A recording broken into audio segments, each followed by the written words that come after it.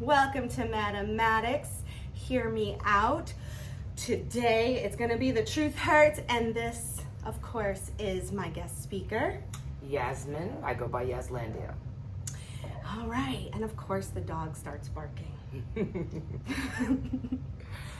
All right, so today's topic is definitely something I think a lot of people can resonate with. We're talking about online dating and sort of the shift that's happened from, the in-person to everything just being online. Right. Mm-hmm. We were actually talking about also social media and how that kind of affects dating. That I find that a lot of people consider social media to be like a dating app, where in my opinion, dating apps and social media are for expressing things in a larger scale. Personally, I don't do any online dating. I don't date on any of the dating apps. I meet a lot of people in person, and but I do have a lot of people that request dates and things like that through all of the different social media platforms. Yeah, and I do think that people also tend to think so I like how you say social media was always designed for connection. Right. It was meant to really connect people in a way through expression. So how you and I were just talking, a lot of the ways that you express yourself, whether it's a meme or a quote or something like that, I resonate with you as a human being based on those things. And that was kind of the purpose of social media to begin with, was more about we're meeting people who are like-minded and Exactly. I see this post and let me see what else they kind of Right. do. And then you're like, where is the line between social media and, like you said, dating apps? Why does it mean that if I post a picture of myself, that's an open invitation? Right. It's changed a lot over the past 20 years. I remember in the 90s, or now it's 30 years. I remember in the 90s when I first started with the MySpace. It was I always had pictures of family, and it was about music, and then the little chat groups with people that also had common interests, kind of thing. And I've seen it morph a lot since then. One thing I really wish, even Facebook would do, and I think Instagram's starting with where you can add music to pictures. Right. I always loved that. Love that. I loved that one of my favorite expression features. of how, if you remember with MySpace, sort of sorry, I'm getting off a subject just for a second, but truthfully, I do think music is also an amazing expression of people, and you get a really good idea of a human being based on what they express themselves with, whatever they're listening to. Exactly. I love that feature. And I love that they're starting to bring that into Instagram. Why it took 20 years, why did that happen? Why did we get rid of, not being able to music for it all. Yeah, because you had a song list even. You could create a song list. Yep. Anyways, MySpace was the jam. Sorry, Facebook. I love it, but there's aspects. There's always stories. As long as you add it to your story, then you're okay. But that's it. So yeah, but that's the I think the frustrating thing when it comes back to the dating and social media is also, I feel that what's happened is we express ourselves and it's good, and we're also there's a lot of selfies and promotional stuff, but it's gotten to a point where now, because we are seeing an influx of sexuality, right? Nobody's really investing in their relationships too seriously. So you're getting people who are like, I like you, but now I have all these options. Right. And they're also, not appreciating exactly what's in front of them, because, especially if you're not living with the other person, you go home, open up your Instagram, open up your Twitter, open up whatever, and it's just a bunch of basically porn. Right. So whereas, even you take away 20 years ago, we weren't seeing that. There was a lot more restrictions on that, and now it's in your face. It's in your face. You cannot. It depersonalizes it, though. And it does, but it also takes away the appreciation of the value of the human. Person. Yes, so you're definitely dehumanized. I mean, I at least feel that way a lot of times, except for the millions of people that are, I have a huge family, so a lot of it is to connect with my family and things like that. When people approach me on social media specifically for dating purposes, I already assume that they don't know me and they're just caught up on what I post. And I'm a lot of things. I post a lot of variety of things. Some of it looks a little sexualized. Some of it looks a little biblical. Some of it is super funny because I think I'm hilarious, especially with the memes. And some of it hilarious. Is music. But that still doesn't tell anybody who I am. They don't know me. Yes. And the interesting thing is that they always think that they do know me, and they get very upset when you shoot them down or tell them, A, I don't date people I don't know. No, I don't send personal pictures to strangers. No, I don't want a sugar daddy. Whatever else is the daily thing. Yeah, and I think too that like, and this is another way that you and I resonate, is I think that people also don't understand that when you are trying to market something, right. Unfortunately, listen, if I didn't have to be in the public eye, I wouldn't.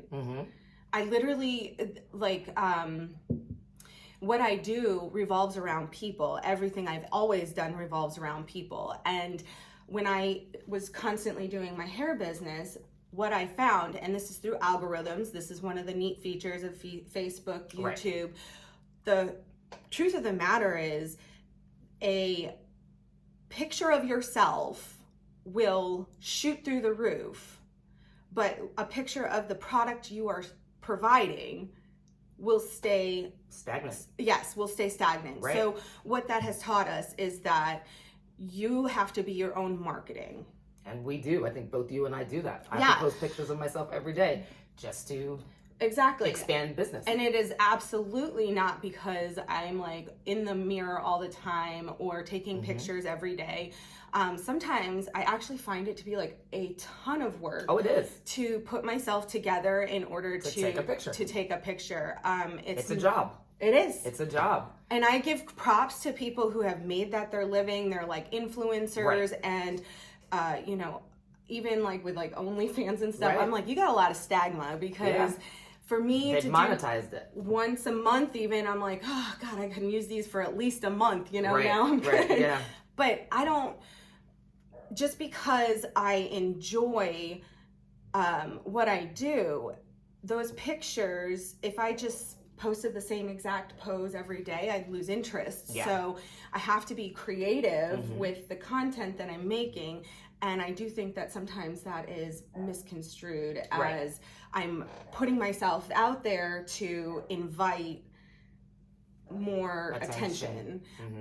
What it really comes down to is I have a business marketing, and I need to market myself, and I need for people to be curious.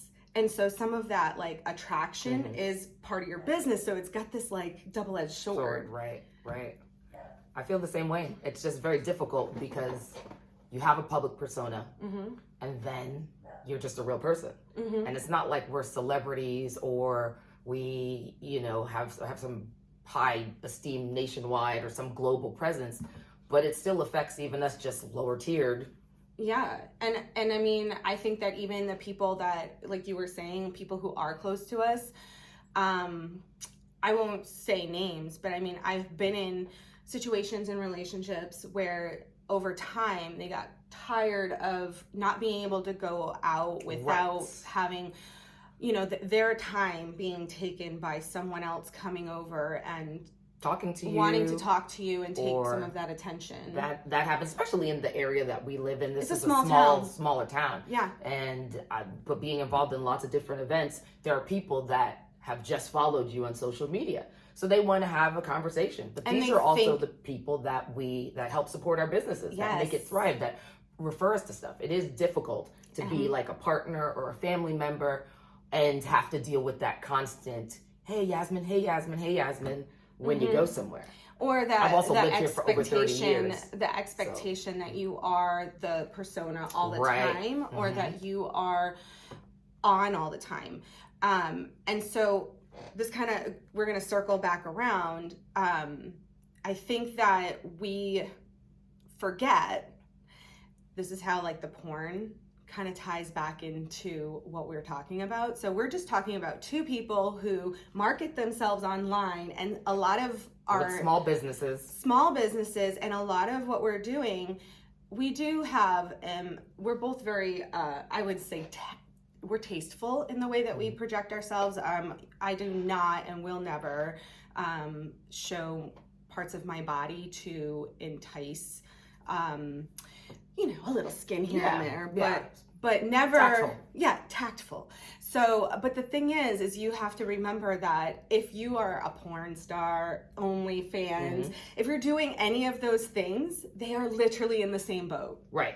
They don't want you. Right. They have somebody at home Yeah. that's looking at them, and then, they're doing it for the same reasons that we're doing, in the sense that I am trying to make money. Right. So I'm luring you in to make that money. And while you're all hung up on somebody who's got 1 million followers, you are ignoring the person next to you. That's right next to you, who would give you the shirt off their back. Right. And I think that is the main thing that I am seeing, is that there's not a whole lot of investment in relationships, because that's what I specialize in, is healing relationships. And it's when the relationships start to fall apart, one of the things that I find is like the common when we first started dating, it was this, and there was all this sex, and there was all the fun. I'm like, that's the new. Everybody loves the new. You have to keep it going, though. Yes. No matter what. However, there's always, it doesn't matter if you and I are dating. I wish. If you and I were dating, of course it would be fantastic. It's brand new and it's exciting. You're learning each other. But it's supposed to come to a point where it plateaus a little. Well, and it levels out. Right. Yeah. But if you're constantly looking for the new, then because that's kind of thrill-seeky. That's kind of like people that that's the world we live in. There are a lot of love addicts too. People that just like that new phase. But we are in a hookup culture right now. That we are. There's not a lot of depth in relationships. We're talking about, I see something I like, I'm gonna chase it, and then you get it and you don't want it. Right, you throw it away, it's disposable. I am not a disposable human being, are you? Not at all. And I don't like being treated like I'm disposable. I don't like people who refuse to communicate. We're adults. If you're 18 to 25, even, I'll give you the extra 5 years. I can accept the lack of communication or understanding how to communicate with another person, because you're still learning yourself even. Right. But once you hit like 30, I do feel like most of us, at least for me, I'm very direct. What you see is what you get.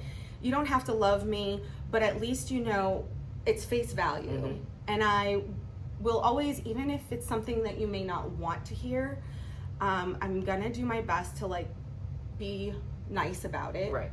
But communicate it. And communicate it. But I don't understand, number one, I don't understand ghosting at all. Yeah. I used to do that when I was younger, because it's just easier. Yeah, but I did that before social media. I'm a little older than you. And I get but that. Before social media, I mean, it used to, like, talking high school. It would just be easier not to see you and not to talk to you. Nowadays, it's so rude, and karmically speaking, like, I just don't feel like it's a good idea. So I try to just have a conversation. I just feel like if I'm no longer interested, I'll talk to you later. And I feel like if you need space, say I need space. And I see the wave. There's so many of my friends, or most of my friends, date online. Most of my friends that are single, online date. I even have couples that have met online. So I particularly don't do it because I meet a tremendous amount of people, and I meet people all the time. So I just do my own scenarios. But every day I hear that when I ask someone about somebody that they met, they brought to dinner, they brought to a party, they had them as a date somewhere. How's such and such doing? Oh, well, I don't know. She ghosted me. Oh, well, I don't know. He ghosted me. Or some of the reasons that they give are really funny. Basically, like, my dog ate my homework, I can't see you. Yeah, well, and the thing is I don't care what the excuse is. To be honest, I prefer just communicate it. Right. I don't care It's not working. Yeah, I'm it's not not that into you. working. I mean, I'm dating other people. Right. I need space. Right. Like sometimes, okay, for me, I will tell people like it is, like I said, and I am so aware of my own faults, you know? So I love big, and I'm a lot of energy, and I'm like that with my friends. I'm like that with people I date. And sometimes the other thing is I'm also very alone behind the scenes. So my interaction is when I do come into contact with somebody, and if it's somebody I like, meaning a friend, it's like it's on a full tilt. Yeah, because it's the only interaction I've had besides my dog. Right. You know, so they're getting like, I have a week's worth of stuff that I just want to like, and so I can understand how that could be like overwhelming. Right. But I can also handle like, whoa, slow it down. Right. You know? Yeah. I feel the same way. Yeah, I would rather hear. Calm down. Yeah, chill. I need a second. Yeah. So, yeah. But there are people that would ghost you because of that. Just because they find any little thing off-putting. But that's the other part of the culture that we're in. Now it's perfectly okay to blow one little thing. Yeah, you can't be, if you have something that I don't like about you, that's okay because I have 10 other people waiting for me to answer them in the inbox. But I got news for you. They all have flaws too. Yeah, everybody has flaws. And they're not going to be perfect, and you're going to find something wrong with them, and the next one, and the next one. And I think that is the part of, listen, I'm not mad about it. I'm not upset. I'm not trying to say like, oh, I'm not on a rant. They have to accept your thing, but. No, I'm saying that we as a culture are being very disposable with people, and we're not even. It's superficial. It is, and it's very disheartening, and it's something that I'm starting to see in, you know, relationships that come to me for their advice. And I mean, they're paid, of course they pay me, but I would still, you know, I would tell them the same thing I would tell anybody, you know, when they're talking about, so relationships used to have like what's called like a 7-year hump. Right. It's now like 3. Right.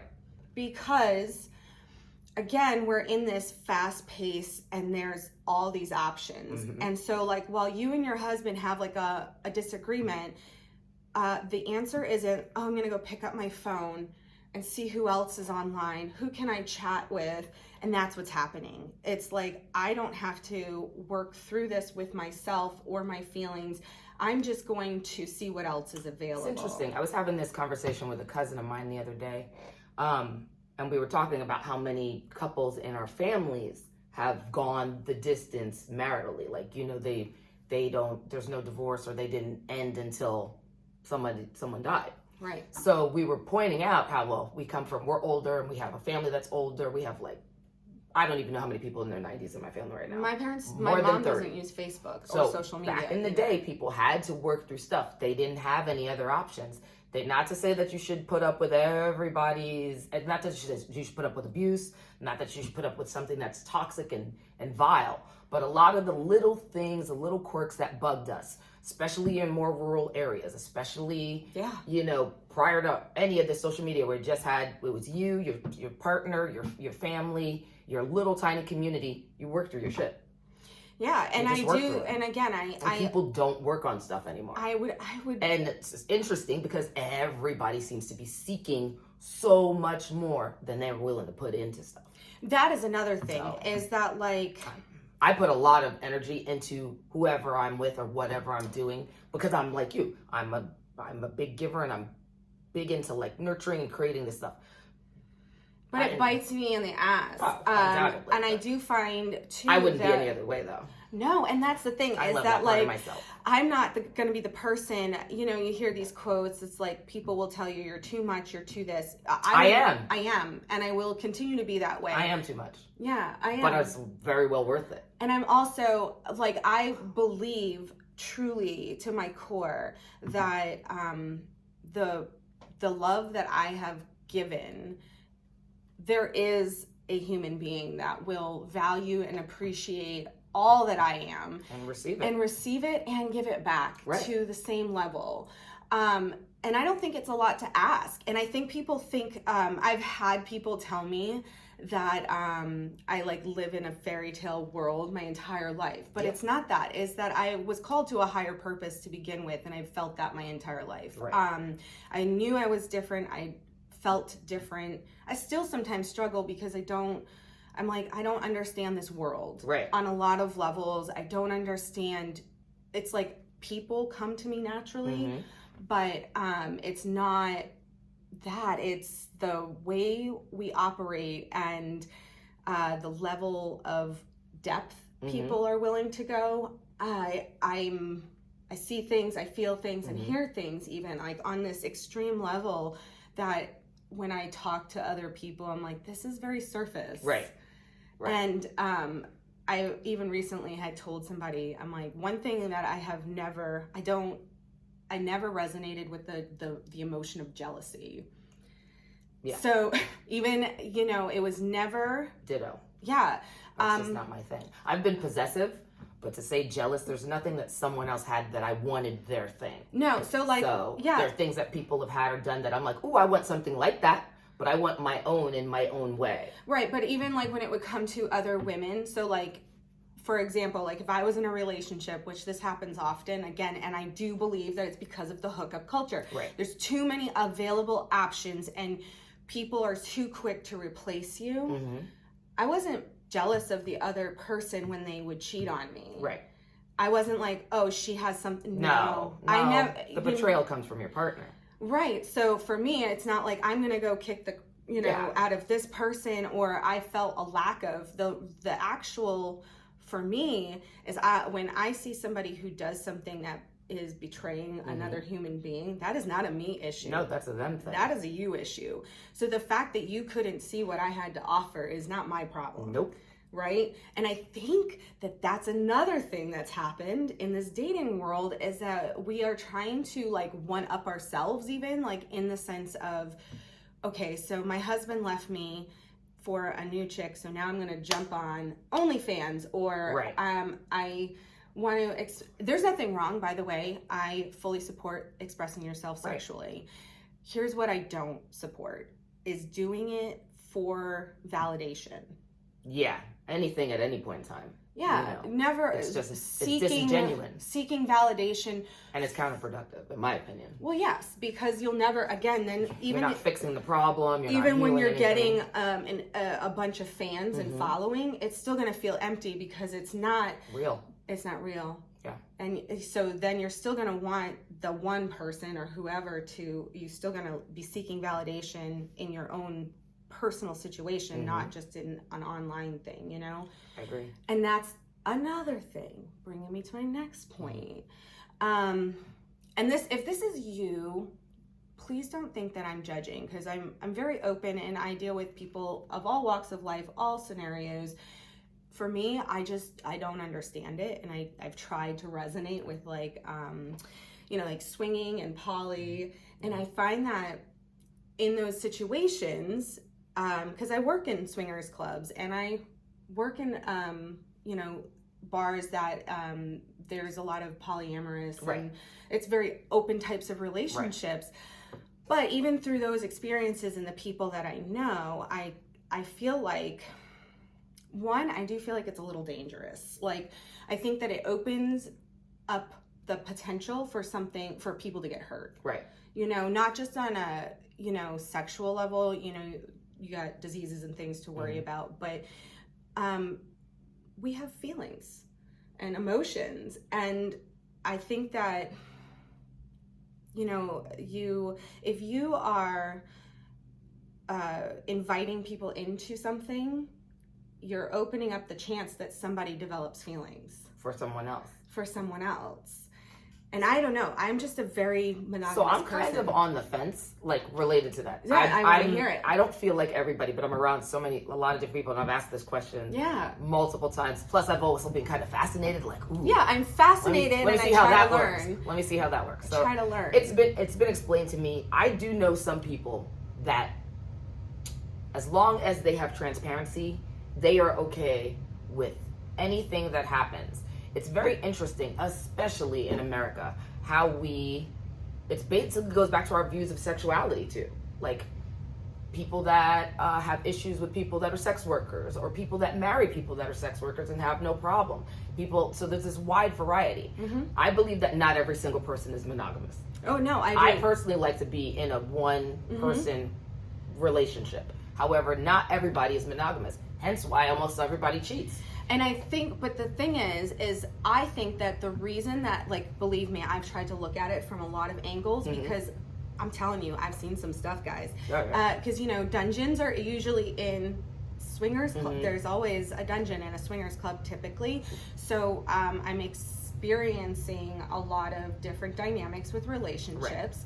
And believe me, I ask questions. I want to understand. And that's, I think, something you and I are similar at as well, is like, because we are people, I have this urge, I want to understand. Right.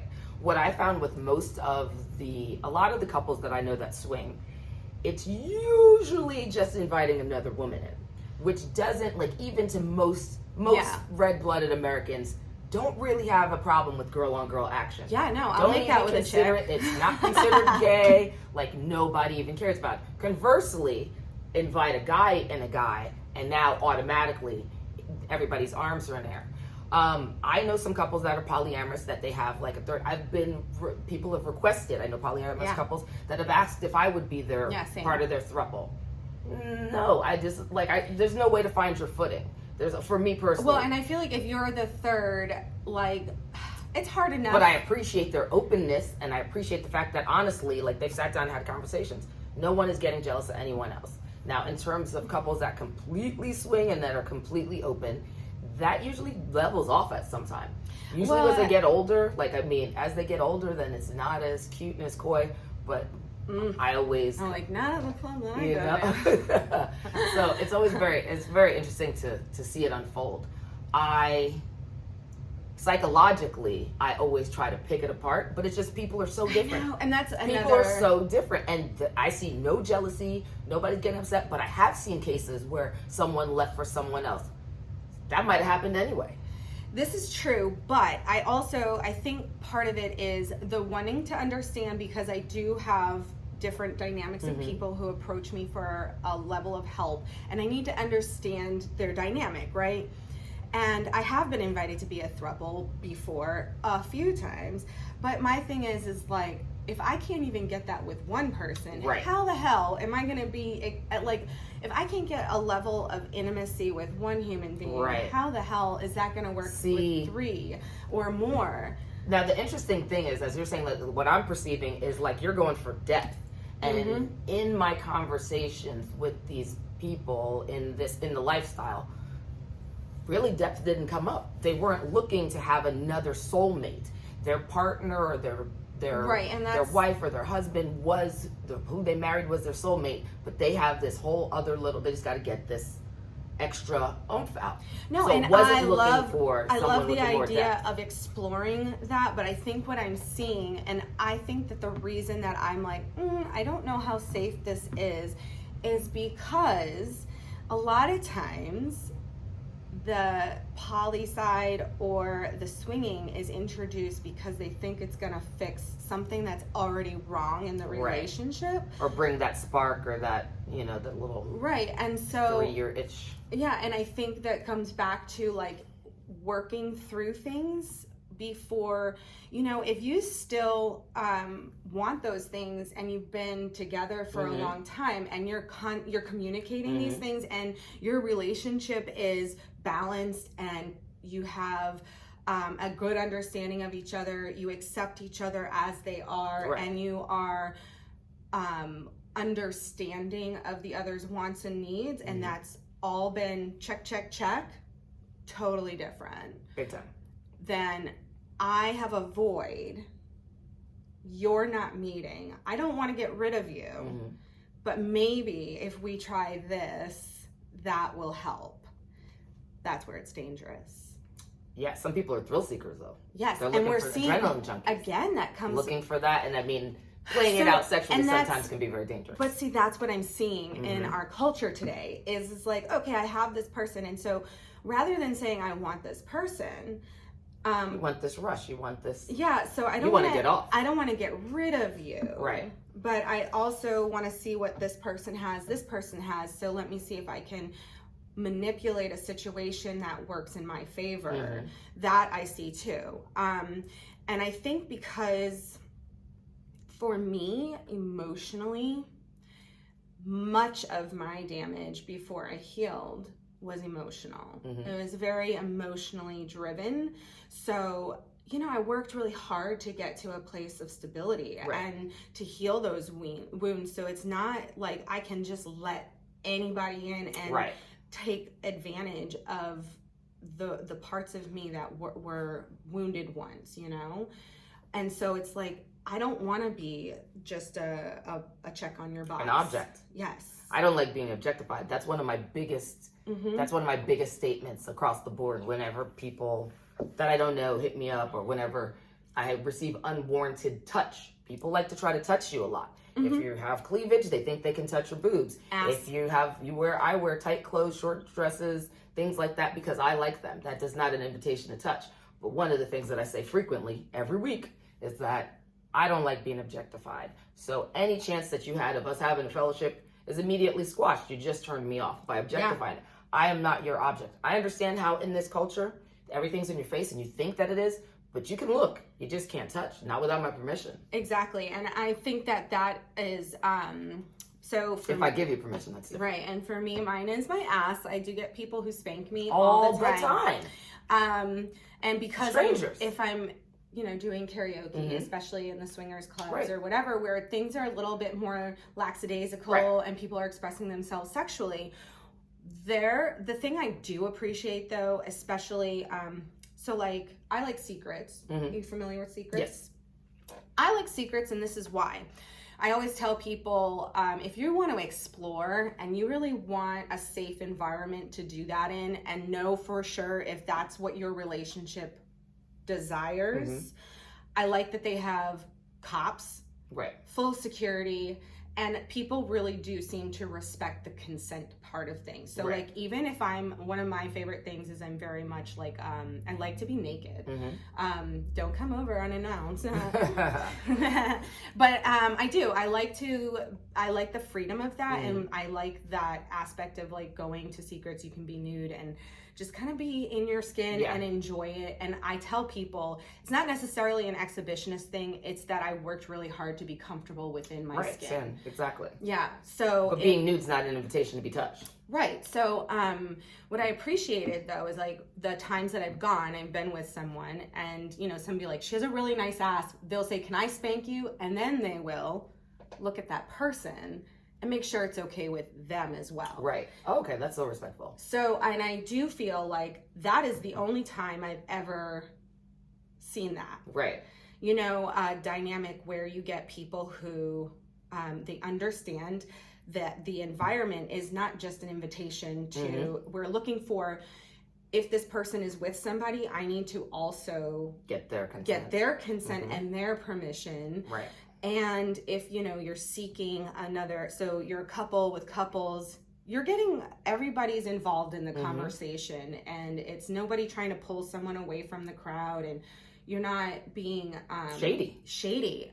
And that is, I think, the only thing that I would like to see more of. Okay, if we're a hookup culture, fine. Don't be shady. Don't be shady, and communicate. I believe that you, regardless of whatever the dynamic of your relationship is, if you're a monogamous person, poly, asexual, bisexual, whatever your preference, gender, whatever, I just think that the communication needs to be better. I agree. And setting your intentions in the beginning. So when I start dating people, and I had somebody recently tell me, like, I could never meet your depth.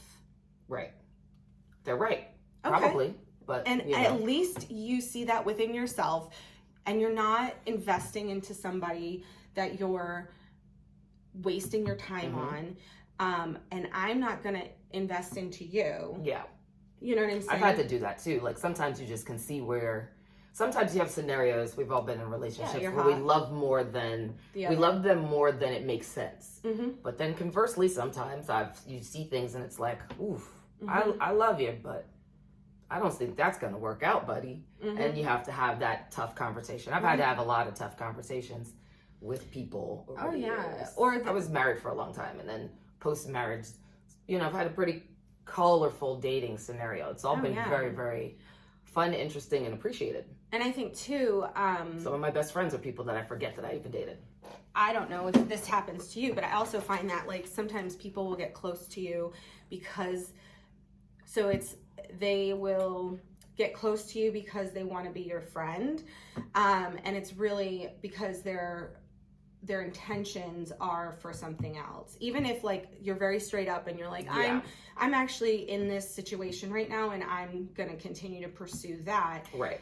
They're gonna hear, I have a chance. I still have, it's that moment from like Dumb and Dumber. Yeah. So you're saying I have a chance. My best guy friends tell me that frequently, that I have a tendency to think that, because I'm a girly tomboy, so I'm a guy's kind of girl, so I like palling around, hanging out. We tend to joke around the same way, but they're like, look, that dude is trying to bang you. I'm like, no, he's not. Yeah. Yes, he is. No, he's not. And then later on, I hate eating crow and like, oh, you were right.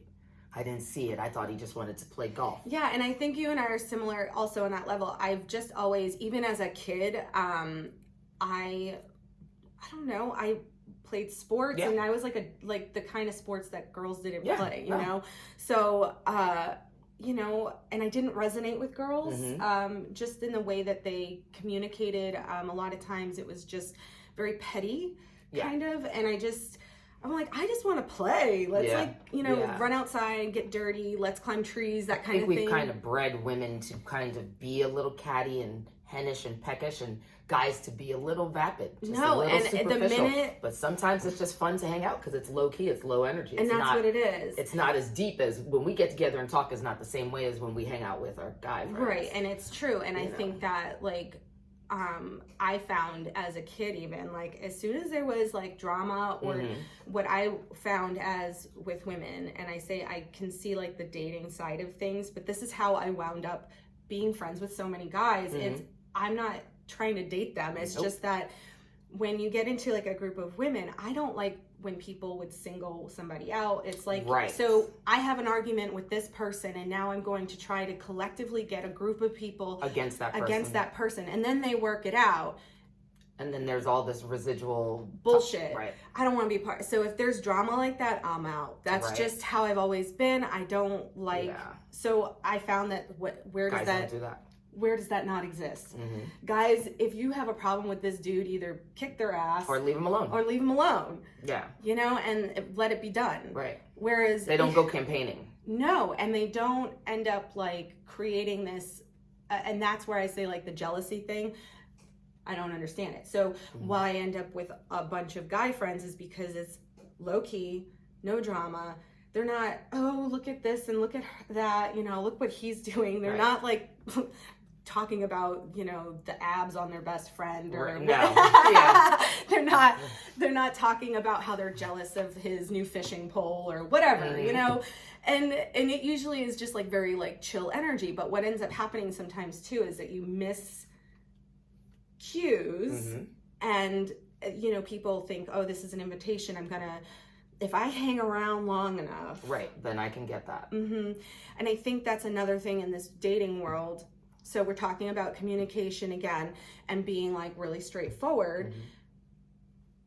If I tell you I'm not interested, and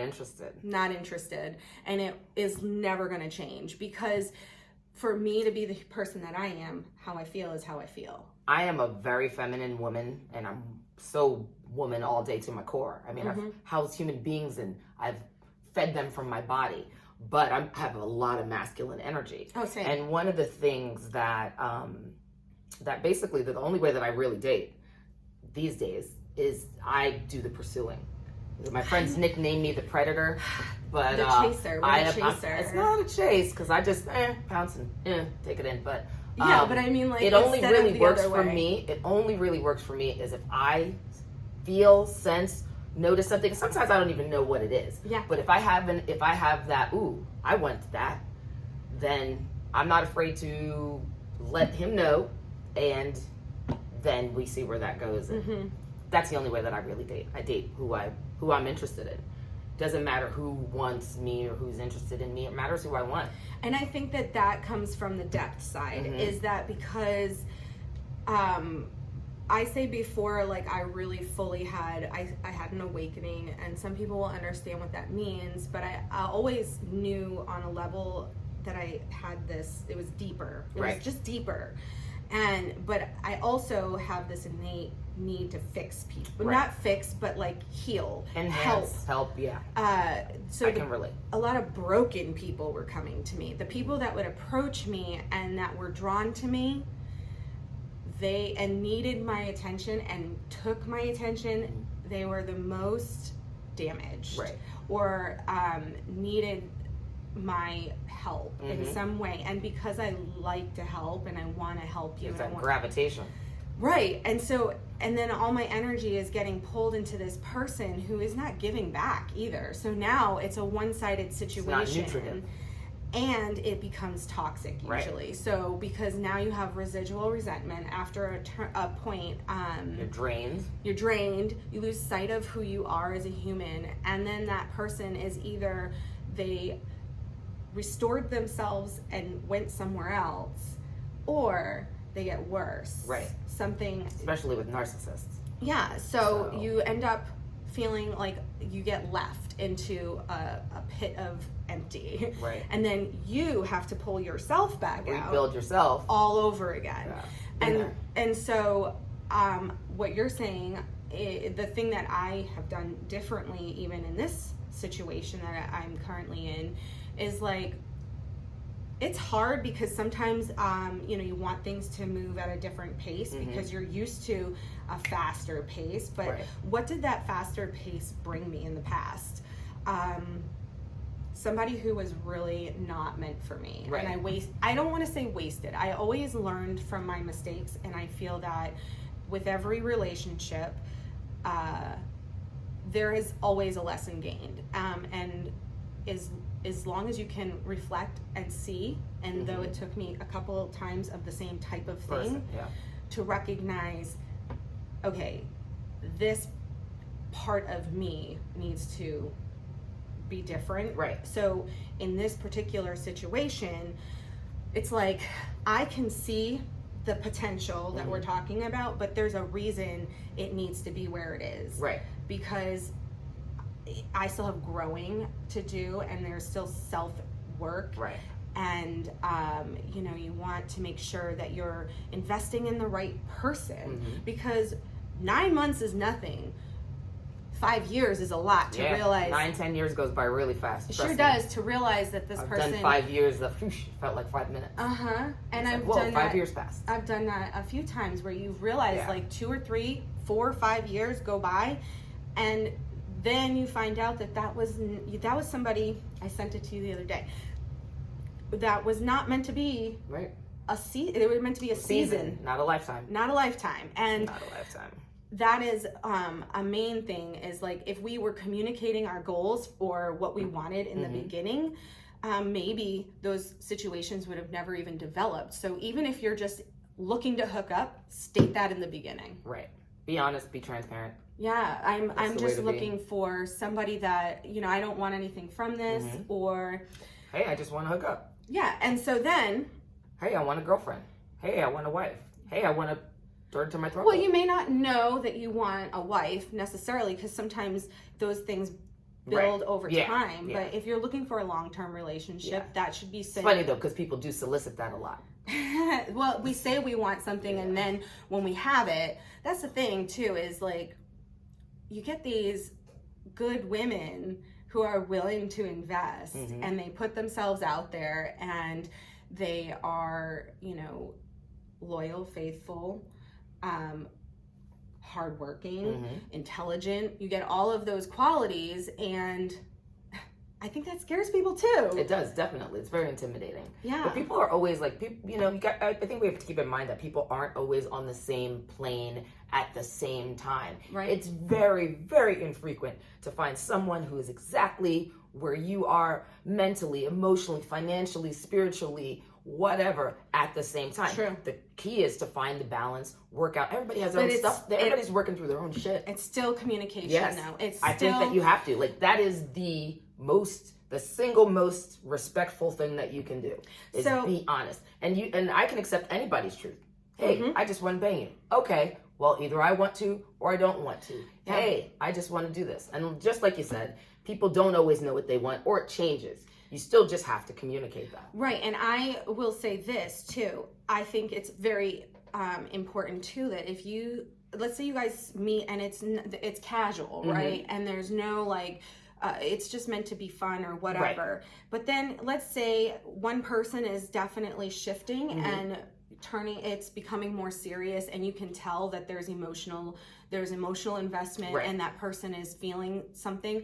If you're not on the same level and you still want it to be casual, you have to state it. You have to state it, because people are, I'm a human being, she's a human being, and I'd rather know early on where I stand than to invest into a person or or hurt myself, but also because of the way that I am, it's just the way that I'm made. I think I'm monogamous, so like my attention is very much on that person, right? And growing that relationship, and developing that relationship with that person, and I'm not looking anywhere else. I'm not I think women are different on that level too. I don't go on Instagram and look at porn. I don't have this desire to some people think it's strange. Even I don't even masturbate. I just, that is strange.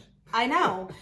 But a lot of it is not because of that. It's like there has to be a driving force behind it. Like so, like if I'm talking to somebody and they're like, you know, what would really turn me on, or if I know that I can, you know, it would be driven by the idea of that person. But just to do it, I'm like, you know, and not everybody's like that, and I get it.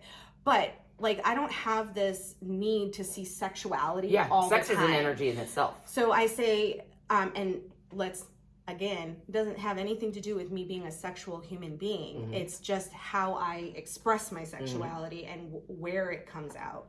But I don't have that. And I know that guys are visual. Right. And I am very emotional. So that's where we, that differs a little bit, because it's emotionally driven for me. That's why. Does that make sense? It does. So then I say, if you're seeing that somebody is like fully, you know, their cup is filling into you and you're still here, it's important so that they're not filling their cup and then, you know, they could have, at least if you're being honest, they could pour their cup somewhere else. Right. And not extending that energy in something that doesn't really have a lot of promise. Exactly. It's not going anywhere. Yeah. What do you... Yeah, I feel pretty much the same way about it. I just don't think that in this culture, I mean, it would take, I don't know what it will take to get everybody just on board with, let's just be honest with each other. That would eliminate so many other issues. But it takes... And the funniest thing is sometimes when I see people being honest, it could be the delivery. I've had friends... It's not what you say, it's how you say it. Yeah, I've had a friend that was hanging out with another friend, and, you know, definitely... The thought was that they were going to hook up and stuff like that. And she's like, oh, you know, that's not what I want. And he's like, well, I have enough friends. I feel like that was an honest statement. Like, I'm not just trying to hang out with you just to be one of your buddies. I definitely wanted to engage in some type of intimate activity with you. She didn't like that. And I thought that it was pretty admirable that he said it. I mean, maybe it wasn't well received. But would you rather he give you the runaround? Oh, no. And see, I can appreciate that too. That would have worked for me. I've had people who will, in the same sense, like that kind of delivery, like send me a message on Messenger, which it's not a dating site. Right. Don't call people on Instagram that you don't know. Yeah, and don't send me messages on Messenger. But he did. He was just like, I find you very attractive and I would like to have sex with you. I was like, that is bold. Yeah. And honestly, that was my response. I'm like, that is very bold, and I commend your bravery in that. Not interested. Right. But at least this is my intention. Exactly. This is all I want from you. Okay, I can accept that, you know? That is something that it's rare. You don't get that. And I get that it would take many, many more people like us to say it's really just the communication. Yeah. It's, yes, the availability that is out there right now with social media and the accessibility to I can do better. You can't. I want to be very honest with you. You can't. Right. You're not going to do better no matter how hard you try. I don't mean it in that sense, but like in the sense that if you are on social media and you're just like scouring all the different hot chicks and the porn videos and you're like, I could get this chick. Well, then when you get that chick, you're still going to think you can do better than that person. Right. So if that's all your mentality is, I can always level up. But when you have that person is probably just another person like you or I. Exactly. With their own other ambitions, and then you're like, oh, this is boring, and then you yeah. So really what it always boils down to is how are we communicating our intentions, and like just stating if you're in a relationship, one of the things that I will do now, so I have the 3, I tell my clients even 3, 6, 9. So 3 months, you find out if you're still on the same page. Okay. I will write things. Sometimes being vulnerable is really, as much as I like to talk, the vulnerability side of it is harder for me to communicate verbally. So I will write it first. I can read it to you or you can read it, but at least it's known, right? So check-ins, you know, when you're dating, I'm talking, you know, and even in marriages, I think it's probably a good idea, but here's where I'm at, this is how I feel. Right. And if that person is like, you know, I just want to move, let's keep moving forward. Okay, but you're agreeing that you understand how I feel. Right. And then, you know, that 6-month mark, here's where I'm at. Are we still on the same page? Yeah. And it's not because I'm seeking your validation. It's so that I know where to continue with my investment. Relationships are investments. So no, it's not because I need you to constantly reassure me. It's because you're an investment. Right. And you're an investment of my energy and my time. And if you're not on the same page, let me go. Exactly. And I'm okay with honesty. I'm okay with, you know, I'm okay with blunt honesty. Yeah. I might cry behind the scenes, you know, but. And then do the same thing at 6 months. When I was, it would have been great to go through marriage counseling prior to getting married. So. They recommend it. Most of us don't. And most of the time you go like after you're married, you have a problem. Because like the way that I approach things is so different, and some of those tools learned. So that's one of the things that they kind of have you do. Check in with each other, making sure like this is an investment. It's an investment of your time. It's an investment of your emotions. Sometimes it's a financial investment when you get 2 people together. So you look at it, I kind of look at marriages like more like a business, but with the emotional component. And you have to always constantly grow, nurture, foster, enhance your business, and you have to do it to your relationships. And be willing to say, like, if there's something that you are not happy with, right? Because again, the relationships, it's not a 7-year hump anymore. You're lucky if people are making it past 3 years in their relationship because they met and liked each other on a very surface base, so they never actually took the time to dig a little deeper. And then so as the new wears off, you're starting to sit in this like lull, and you're seeing traits about the person maybe. Or you just deny things. I mean, we try to always, just like you, I kind of tend to be in fantasy land. So it's like, I can see that this could be this way. Oh, yeah. But you can't, you can't make a square fit into a circle. Oh yeah, and my dad was like he used to be like, get your head out of the clouds, the world's not made. I like being up there. Yeah. It's nice. But and that's the thing, is that I like living in this idealistic world that I think sometimes when I get emotionally upset, it's because the world is not meeting my expectations. In the sense that I see the potential and the beauty and the good things that could be in this world if we could just, you know, and it's really hard when you can see the world in such a different way, and then when you step outside and you see the things that are going on and you're like, why are we so dismissive of other people and Right. human beings and their feelings? And why do we think it's okay to just, blow somebody off or not respond to them? Like, okay, we live in a world where technology It's very myopic. It is. And we live in a world, unfortunately, where technology rules and people don't typically even talk on the phone anymore. They don't. So you are really Texting all day, all night. Yes, and the thing is like It's sometimes a horrible way to communicate. it is. And then when you do call, like it goes Like, to voicemail, right. or like you're like when they Yeah. answer, like Yeah. never mind. But it is like we have got, and I think that people like texting and like Messenger and like those things because It's impersonal. It's impersonal and you can be vague. Mm-hmm. The thing that we were talking about before we even started is she and I are both very similar in the sense that because every job I've ever done is in person. Mm-hmm. I was a hairdresser for 18 years and now I do what I do, which is intimacy coaching and all of that. But it's still people. And so I've never had to date online because I meet people everywhere I go. Everywhere. And Everywhere. I find though that when I like even kind of thought about meeting people online, I'm like, I don't like it because I want to look in your eyes. Mm-hmm. I want to be able to look at your facial expressions. I want to know what's going on basically. Right. And like be able to analyze the person a little Mm-hmm. bit. And I can't do that with texts. Right. It's very mixed signals. And it like I said, it can be very vague. And sometimes, like, if you're in a place, you kind of project that energy to a text. Right. Right.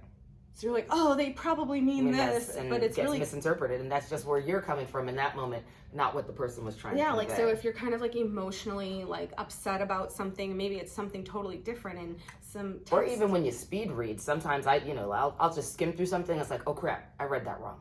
You have to go back and reread it. Like, people are so busy, and texting doesn't always take the highest priority. So you don't like read into it the same way as the person that intended to send it. Well, as somebody who I think it's a good thing that I switched from forensic psychology. I'm too analytical as it is, and I do overanalyze text messages sometimes. And one of the things that I think, they say, oh well, no answer is an answer.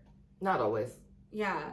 So or you're looking for meaning between the lines, but again, this all is communication. Personally, the reasons why I don't respond to text messages are they got lost in my queue, because sometimes I'm moving around too fast, and I've done this more than once where I accidentally archived something because I'm just flipping and I didn't read it. Or having a 4-year-old, sometimes she opens things. The other thing is that it's just, there's no point. If we've gone round and round a couple times, if I've already explained something to somebody and I know that there's no point in me re-explaining, I'm not going to continue an argument, a thread. We're not communicating. You're talking at me. It doesn't matter.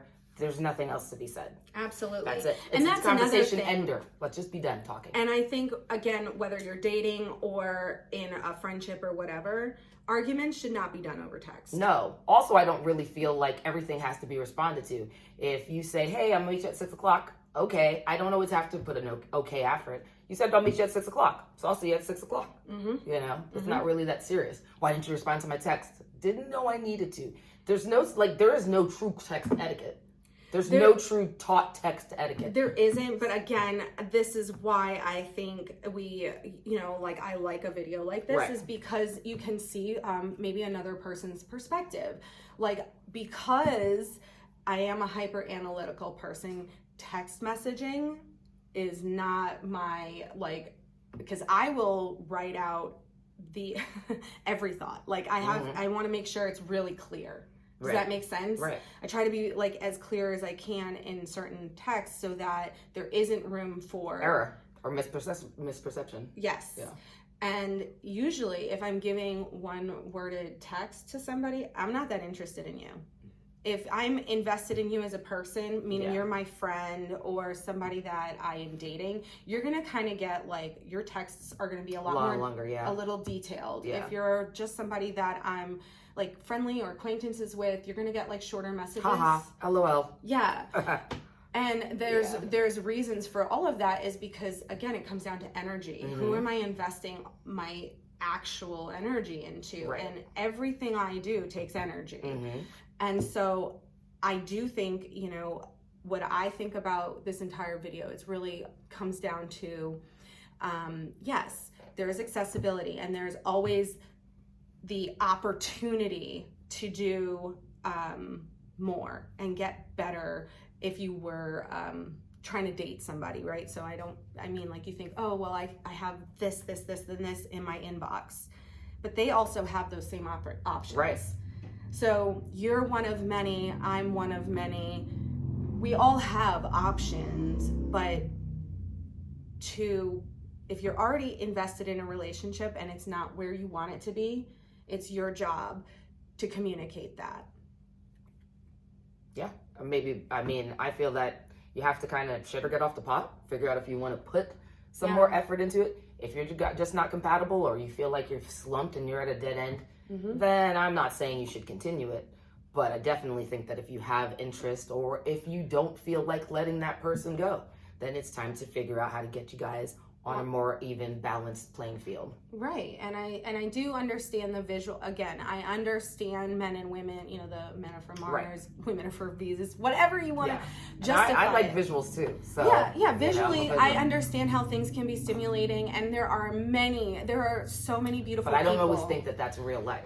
And there's so many beautiful people. And we also have to remember, take into account that a lot of what you're seeing is not real. Right. A lot of the women that you're seeing online, if you only knew how good the apps were. Right. I mean, even just us taking pictures to post on a daily basis, like, it requires a little bit of thought and work. Sometimes you just get the perfect shot, but you know. But I'm talking like filtered wise. Right. We're getting, you know, you think you're seeing something, but if you saw that person in real life, you wouldn't recognize them. They're able to use filters that completely, and I think women are better at recognizing when there's a filter than men are. But, you know, they can shrink their waist, make their boobs big, change their face almost completely. Completely different. And a lot of that is your OnlyFans group. You see that a lot in OnlyFans, and your consistent porn hubs and things like that. You're seeing a lot of really filtered out things, and it's important to know that, like, this is a fantasy, this is reality. Right. You know, and appreciate your reality, and make sure that you're not projecting an idea of something that isn't real. When you have something that's already right in front of you, and you have somebody who's invested and wants to be part of it. That's real. It's tangible. You can touch it, taste it, smell it. Yeah, but not getting into a habit of, you know, on a daily, this is my last point. I watched this video, and they made a really good point. It's like, people who date online, they'll go out on this date with this person, and they are like, wow, that person's amazing, and it was so good. So, like, 20 years, 30 years, 40 years, even before that, you go on a date, and you go home, and you think about that person, and you even sometimes, like, maybe give them characteristics that maybe don't really exist, but you're making this person of, like, fantasizing, building this thing up, character. And instead, now, today, what happens? You go on this date, and you're, like, up the stairs, you open your not your garage, I open my garage, but you go through your front door, plop down on the couch, and what's the next move? Get on your phone. You get on your phone, either, like, who's in my inbox, who messaged me, and you've already lost sight of. So you're already thinking about the next person, and so, and then, like, take time in your day, if you have, this is just me as an emotionally deep person, you know, put your phone down and appreciate the person that you have. And if you're losing, you know, sight of where your relationship is, that same guy did a study, and they had the customers, because they were his customers, put their phones away. For 30 days, they'd come home, and they had to put their phones in, like, a phone cage, and it was just the two of them. Okay. And what was going down in their relationship was sex, but it was because he was looking at he was appreciating other people, and then wasn't looking at his wife the same way anymore, right? So for 30 days, they put their phones in these cages and they had to basically just engage Sure. with each other. And within 30 days, the problems that he thought were there in his relationship were not there actually. Yep. It's just they weren't even communicating. They weren't communicating Yeah. anymore, and he had lost value. They kind of do that. I remember doing one of those tools. And I get like chills just saying during that. Yeah. my marriage counseling with my ex-husband, and or even where they put you on like a sex diet where you just have to do stuff. Some of those things really work out well. Yeah, but I do think like, and I got chills, that's my confirmation, is that like, you know, if sometimes you have to take steps backwards too, and be willing to acknowledge that maybe the reason you, like, if you think you want something in a relationship and it's not real, you're like, why isn't it? Well, also look at your habits and look at what you're looking at and what you're doing when you're online. And it's hard to be in the moment and even present when you're online. But are the things that you're doing online, are they enhancing your life? Are those things making your relationship stronger? And if the answer is no, then, you know, find a way to like pull back. You know, there's nothing wrong with being hypersexual and needing those things, but also that is, again, it's always communicating, and to assume that other people don't want that either. If you're in a relationship, when you start going, oh, well, maybe I need all of this. Well, maybe she wants that too, or he wants that, or whatever. But it's always, again, reevaluating and looking and making sure that we're all on the same page. So at the end of it, I just think social media, Facebook, Instagram, Twitter, YouTube, whatever it is, yes, we all have options, but really think about what it is that you're wanting and communicating it and being honest and open and transparent. Set your intentions and be good to each other.